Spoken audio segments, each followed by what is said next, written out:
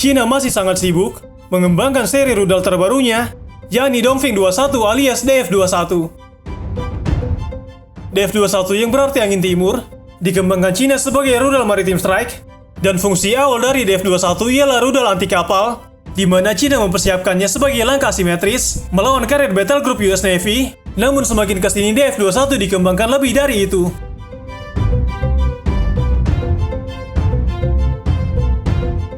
China sendiri memulai pengembangan DF-21 pada tahun 1960, dan pada saat itu, China menunjuk Changfeng Mechanics and Electronics Technology Academy untuk membidani lahirnya DF-21.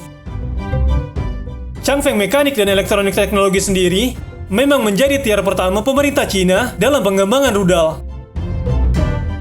Hingga pada tahun 1991, dan baru setelah itu, China ingin menambahkan kemampuan DF-21 dari rudal anti kapal menjadi rudal serang permukaan berhulu ledak nuklir.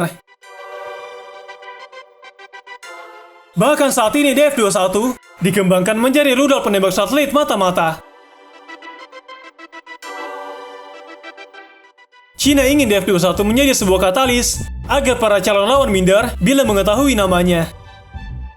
Benar saja pada tahun 2008 silam, China mengganti hulu ledak DF-21 dari konvensional menjadi nuklir berdaya ledak 300 kiloton.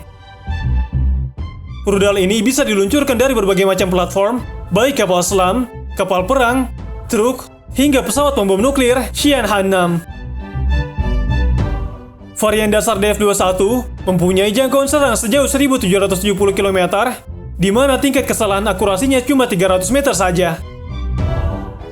Namun belakangan ini Pusat Intelijen Udara dan Luar Angkasa Nasional Amerika Serikat merevisi bahwa tingkat kesalahan akurasi DF-21 cuma sebesar 50 meter saja. Untuk semakin membuat DF-21 lebih presisi lagi mengenai target, China meluncurkan misi satelit luar angkasa Yaogan sebagai mata dan telinga mereka saat serangan rudal diluncurkan.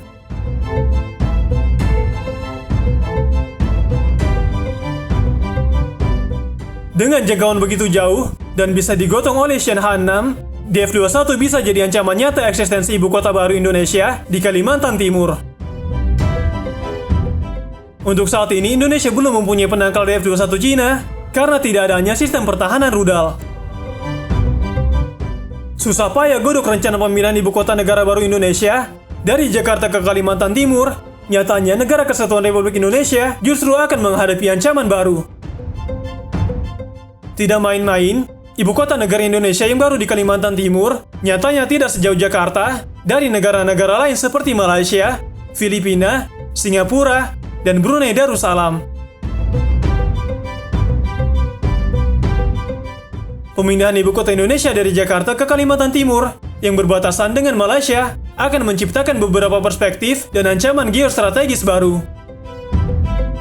Direktur Pertahanan dan Keamanan Bappenas Indonesia, Bogat Widiatmoko, menyatakan pemerintah Indonesia sedang bersiap menghadapi tantangan dan ancaman baru menyusul pemindahan ibu kota Indonesia dari Jakarta ke Kalimantan Timur. Di antara tantangan dan ancaman geostrategis baru adalah posisi ibu kota baru Indonesia yang terletak sangat dekat dengan perbatasan Malaysia, sesuatu yang belum pernah dihadapi Jakarta selama ini, yang terletak ribuan kilometer dari perbatasan Malaysia. Dia juga menyinggung soal posisi Kalimantan Timur dengan Flight Information Region beberapa negara.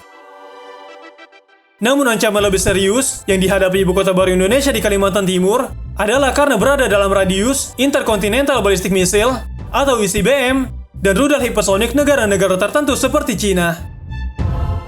Tidak cuma rudal balistik antar benua dan rudal hipersonik negara lain, jauh sebelum rencana pemindahan ibu kota negara ke Kalimantan Timur, Amerika Serikat telah mengingatkan Indonesia soal ancaman pesawat pembom China. Sebuah lembaga pemikir Amerika Serikat telah mengumpulkan peta interaktif tentang bagaimana pangkalan udara dan radar Tiongkok di Laut Cina Selatan memungkinkan Beijing untuk memproyeksikan kekuatan militer hingga Singapura, Vietnam, dan Indonesia.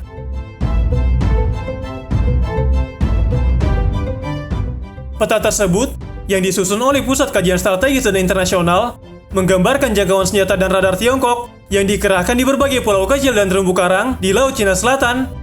Misalnya pesawat pengbom Cina, yang dimana peta menunjukkan bahwa pesawat pengbom Cina Han-6 yang berbasis di Pulau Wudi sekitar 400 mil dari Hong Kong, dapat menyerang target jauh di timur Filipina dan sejauh selatan Singapura, pengiriman penting rute melalui Selat Malaka dan ibu kota Indonesia, Jakarta. Pesawat tempur J-11 Cina dapat menjangkau hingga Singapura, Balikpapan, dan Laut Jawa, serta ke timur Filipina. Vietnam Selatan dan Malaysia akan berada dalam jangkauan kekuatan udara Cina karena rudal anti kapal dan anti pesawat Tiongkok yang dikerahkan di Kepulauan Spratly, yang merupakan sekelompok terumbu kecil di tengah Laut Cina Selatan, juga dapat menutupi sebagian besar wilayah.